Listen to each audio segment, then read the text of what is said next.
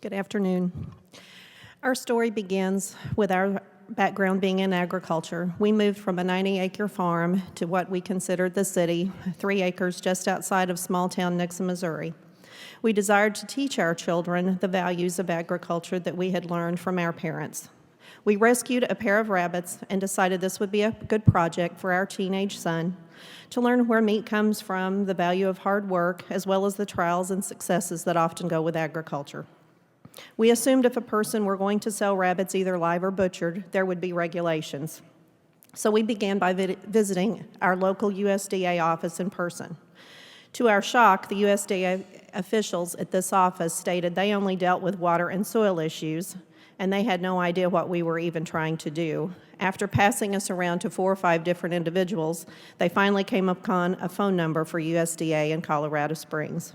We called that office on a fact-finding mission to be told by the secretary that we didn't need a USDA license because USDA deemed rabbits as poultry and did not regulate the meat rabbits. That was a surprise to us, but we didn't stop there. At the time, we attended church with the USDA meat inspector, and we asked him if we had received accurate information. He verified that USDA did not regulate meat rabbits and stated if we wanted to be on the safe side, that we should contact a local slaughter plant that was USDA inspected, pay them to process our rabbits, and sell the meat by the pound as stamped on the package. We also called the Missouri Department of Agriculture to determine if there were any other issues we needed to be aware of or any further steps to take.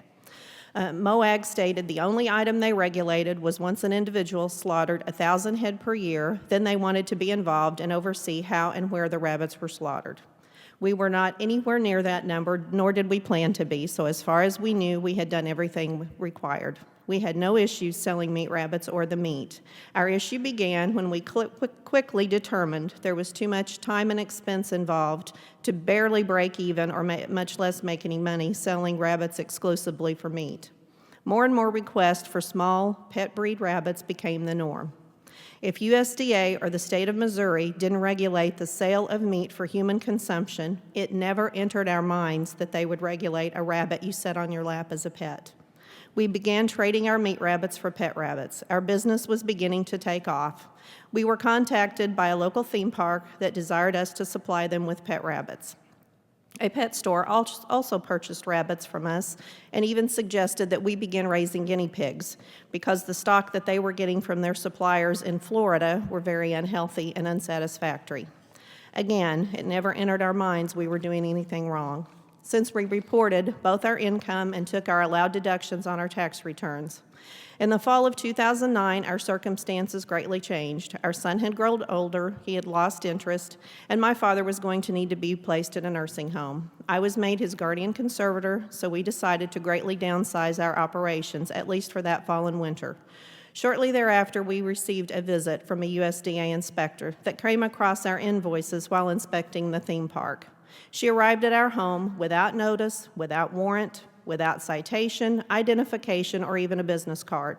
The only identifying information was the USDA license plate, U.S. government license plate. Having nothing to hide, we spoke with her. My husband had to leave in order to open our business in town, so I stayed and allowed her to look at our rabbits in our cages. She stated our rabbits were some of the healthiest she had inspected. The real issue of her visit is apparently from a little-known regulation still on the books that state a person must not exceed $500 of sales in a calendar year without being USDA licensed. Her statements regarding licensing and caging were inconsistent and vague. When I asked for clarification, she refused to do so. The inspector stated she would leave an application kit with me, but discovered she didn't have the information with her and stated she would mail it. To date, that information has never arrived. In January of 2010, we received a phone call from an APHIS inspector stating he needed to meet with us and advised failure to do so would be a huge mistake. We asked if we needed an attorney present, and he advised it would be a good idea. Our attorney met with us during the meeting, and we ended that meeting with our attorney verifying that if we ceased raising rabbits, would that satisfy USDA, essentially would the fine or any violation